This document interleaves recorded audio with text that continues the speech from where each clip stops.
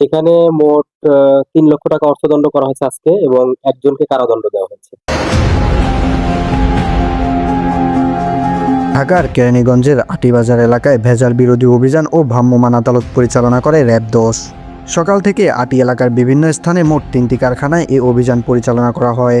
এ সময় আটির রায়ের বাজার এলাকার একটি নকল ওষুধ তৈরি কারখানায় অভিযান চালিয়ে নকল ওষুধ বিক্রয়ের অভিযোগে কারখানা মালিককে ২ লাখ টাকা অর্থদণ্ড ও একই সাথে কারাদণ্ড প্রদান করে এবং পাশে অবস্থিত নকল প্রসাধনী কারখানায় অভিযান চালিয়ে ১ লাখ টাকা অর্থদণ্ড প্রদান করা হয়।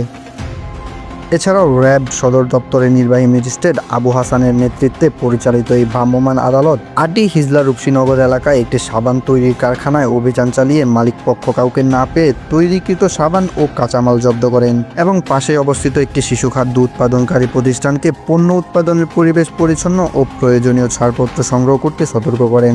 এ সময় অভিযানে র্যাব-১০-এর সিনিয়র সহকারী পুলিশ সুপার তাপস কর্মকার সহ বিভিন্ন পদস্থ কর্মকর্তা উপস্থিত ছিলেন।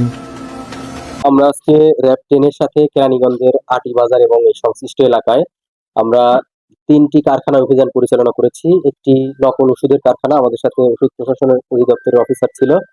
আর এখন আপনারা দেখতে পাচ্ছেন আমরা হচ্ছে একটা সাবান কারখানা, এখানে অভিযান পরিচালনা করছি। তো আমাদের এই ৩টা কারখানায়, ওষুধ কারখানায় আমরা ২ লক্ষ টাকা অর্থদণ্ড করেছি এবং মালিককে নকল ওষুধ উৎপাদনের দায়ে ১ বছরের কারাদণ্ড দিয়েছি।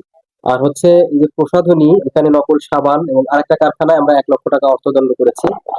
সেখানে হচ্ছে নকল বিএসটি এর অনুমোদনহীন প্রসাধনী তারা তৈরি করছিল। আর এখানে ম্যাঙ্গো জুস যেগুলো আছে এগুলো বিএসটি এর এদের অনুমোদন আছে এবং একটা এদের প্রোডাক্টের অনুমোদন ওটার শেষ হয়ে গেছে, ওরা আবেদন করেছে, আবেদনের কপি দেখাতে পেরেছে। আমরা তাদেরকে সতর্ক করেছি যে আপনারা মানে পরিবেশটা আরো সুন্দর করবেন, ভালো করবেন, সে বিষয়ে তাদের সব পাশের যে তাদের সতর্ক করা হয়। সেখানে মোট ৩ লক্ষ টাকা অর্থদণ্ড করা হয়েছে আজকে এবং একজনকে কারাদণ্ড দেওয়া হয়েছে।